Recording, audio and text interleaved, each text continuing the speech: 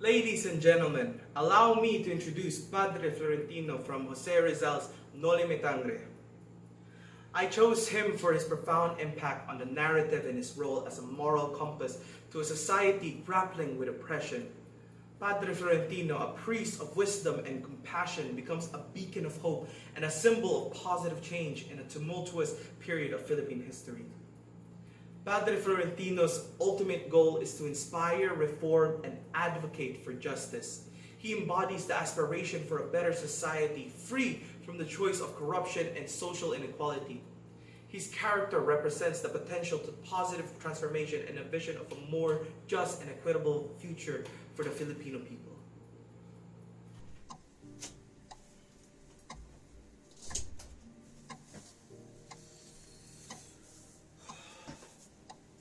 Sa katahimikan ng mga pader na ito, kung saan sumasayaw ang mga anino kasama ang alaala, nakakakita ako ng kapanatagan sa kaharian ng aking sariling mga iniisip.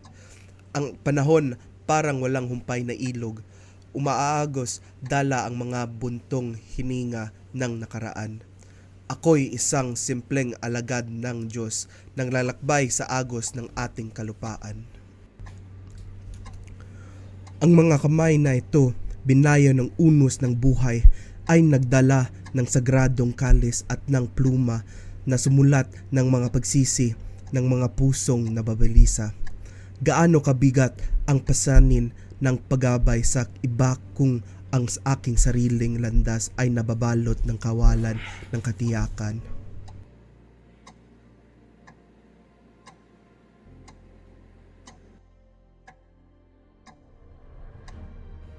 Paano maiuugma ang mga kontradiksyon sa puso ng tao? Aking nasaksihan ang pagunlad ng drama ng kahangalan ng tao, ang trahedyang sayaw ng pagmamataas at pagnanasa. Sa paminsang sisidlan ng kahayupan, dala ang kanyang banal na kislap at ang matindi niyang bahid ng kasalanan. Paano ko ito maaayos?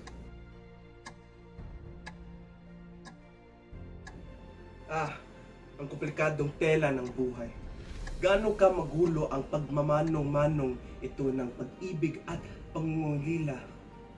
Nakakakita ko ng pagmamahal na pumutok tulad ng manhinhing bulaklak. Pero napatay sa harap na natindi ng sulsul ng lipunan. Pero sa kabila ng lahat, sa harap ng kahirapan, ito ay patuloy isang apoy ng ayaw maglaho. Sa aking kaharian ng katahimikan, iniisip ko ang mga desisyon na bumubuo sa isang tao. Ang mundo sa labas ng mga pader na ito ay puno ng katarungan at katiwalian. Ako ba'y tatayo bilang isang tanglaw ng katuwiran o mananatili lamang natahimik sa saksi sa mga kasalanan ng lipunan?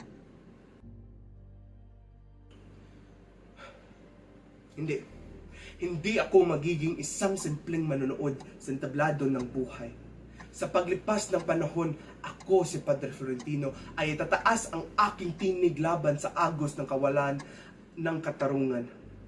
Ako'y magiging pastol sa mga nawawala, tagapangalaga ng mga naaapi.